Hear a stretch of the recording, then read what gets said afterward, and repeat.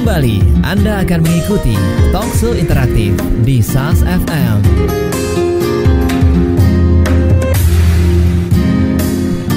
Assalamualaikum warahmatullahi wabarakatuh. Langsung sahabat dari lantai dasar Masjid Nasional Al-Akbar Surabaya. Inilah 107,5 SAS FM dan web streaming sasfmsurabaya.net.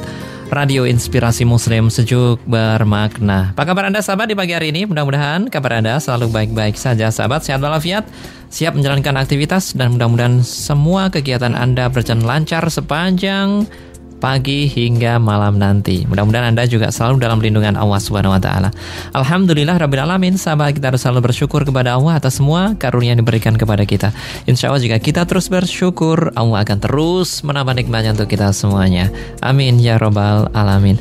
Senang sekali sahabat, saya Alik A3 di ruang Gatekeeper, ada rekan saya Bella Natasha. Kali ini kita berjumpa di program Tukang Motivasi. Tema yang kita bahas sahabat untuk edisi kali ini yang akan kita bahas hingga pukul 8 nanti, yaitu membangun pribadi berkaliber tinggi. Nah, mengapa perlu membangun pribadi tersebut? Apa saja ciri-cirinya dan bagaimana cara membangunnya? Kita bahas langsung bersama Kang Hakim, sahabat.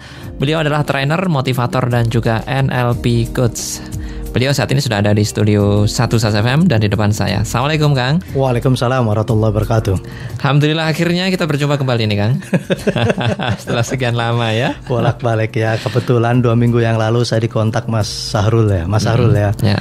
Ya pas gitu ya, sehari sebelumnya diberitahu, pas besoknya saya terpaksa harus ke Jakarta jam 5 pagi pesawat pertama. Saya mohon maaf tidak bisa ngisi gitu. Padahal sebelumnya saya sudah sanggup, oke saya bilang begitu. Tapi mendadak ada satu hal yang penting sekali yang saya harus ke Jakarta dan ya terpaksa saya harus absen gitu. Saya mohon maaf kepada semua pendengar dan juga Mas Alik dan tim dari SAS FM. Ya. Jadi itu kerja atau motivasi kan? Motivator. Ya, satu hal yang ingin saya kerjakan dan itu untuk Indonesia. Jadi mohon doanya, insya Allah manfaatnya untuk Indonesia.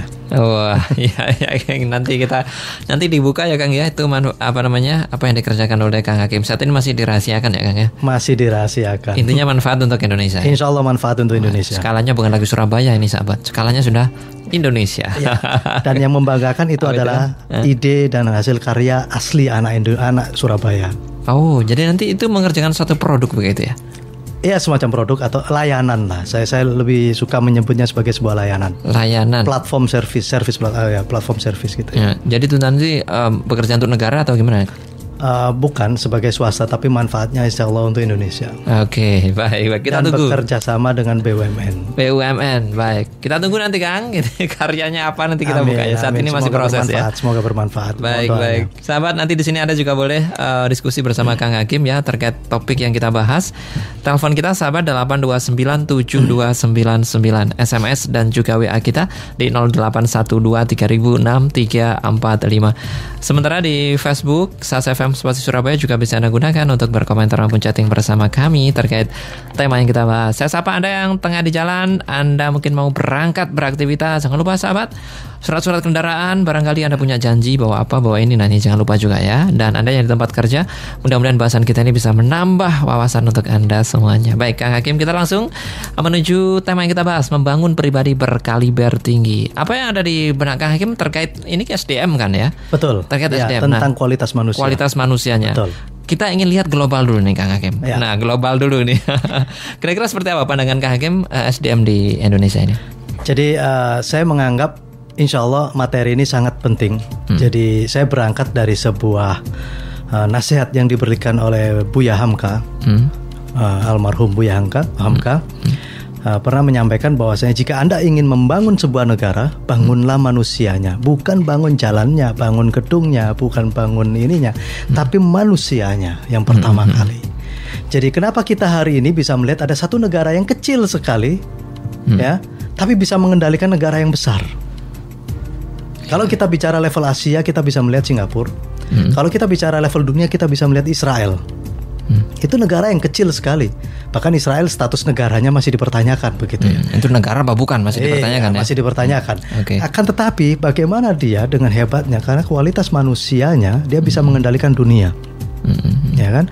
Sementara kita di sini, mohon maaf kita harus katakan bahwa kita dengan 250 juta manusia, kita diatur oleh sebuah negara kecil. Ya kan? Perdagangan minyak kita diatur oleh negara kecil dari Singapura. Perdagangan teh di dunia itu perdagangannya diatur dari Inggris. Jadi Indonesia kalau mau mengekspor teh yang berkualitas nomor 1 itu harus lewat trading board di Inggris. Kenapa bukan kita sendiri? Apa yang membedakan? Padahal sumber daya manusianya ada di sini. Dan baru saja kita ramai membicarakan tentang Freeport. Kenapa bukan kita yang mengatur? Kenapa orang lain? Nah, ini terkait erat sekali dengan apa yang dikatakan oleh Buya Hamka, bahwasanya berarti kita selama ini belum membangun manusia Indonesia. Sehingga saya anggap ini sebuah materi yang sangat penting. Tidak hanya bicara tentang idealisme, tapi juga sangat penting jika ini diterapkan di perusahaan, di antara kita, atau untuk diri kita sendiri dalam karir kita. Ini adalah high caliber people, atau manusia yang berkualitas. Kalau dalam agama Islam adalah manusia yang bertakwa. Kita bicara secara umum saja, ya kan? Materi ini adalah hasil dari saripati dari diskusi saya dengan seorang tokoh yang bernama Pak Happy Trenggono. Ya, sehingga dia sharing ilmunya ketika beliau bertemu dengan seorang saudagar yang sangat kaya raya di Arab Saudi, dengan pemimpin perusahaannya adalah Setco. Setco ini dibangun dari perusahaan di bidang perdagangan falas, tapi sekarang sudah merambah di semuanya. Ternyata mereka selama ini visinya adalah satu, bagaimana membangun manusianya sehingga perusahaannya bisa sangat besar sekali.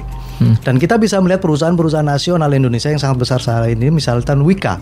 Wika adalah sebuah perusahaan yang dulunya hanya kontraktor listrik, tapi bagaimana perusahaan ini bisa bermutasi menjadi perusahaan yang sangat besar di bidang jalan tol, beton, spesialis beton dan jalan tol, dan betonnya pun bahkan sudah dipercaya oleh pemerintah Aljazair di Algeria sana. Beberapa jalan tol ruasnya yang bangun adalah Wika, anak-anak Indonesia, dan juga di Maroko. Banyak sekali. Inilah yang dinamakan kekuatan manusia. Itu ada namanya, kalau menurut istilahnya Profesor Renal Kasali, itu adalah myelin, sebuah DNA profesionalisme dalam diri manusia. Nah, kita akan bahas ciri-cirinya yang sangat sedikit ciri itu, tapi insya Allah bisa tidak mudah untuk diterapkan, tapi kita harus melatih diri kita untuk mencapainya. Baik. Sebelum ke ciri-cirinya, nanti di sesi yang berikutnya kita bahas, Kang. Tadi terkait SDM atau manusia di Indonesia, kalau pandangan dari Kang Hakim ini mungkin dikasih nilai itu berapa aja? Kurang, sangat kurang, atau bagaimana, Kang? Tidak mudah membuat ukuran ini ya. Kalau kita lihat apakah kurang atau sangat kurang. Mungkin kurang lah. Saya tidak ingin mengatakan sangat kurang. Ini kurang. agak exaggerated kalau saya bilang sangat kurang, nanti orang-orang jadi skeptis gitu ya. Walaupun sebenarnya sudah ada pergerakan loh, Kang, dari Wika, dari beberapa perusahaan itu. Iya, itu harusnya menjadi sebuah powerhouse atau sebuah lokomotif yang bisa menggerakkan masyarakat Indonesia.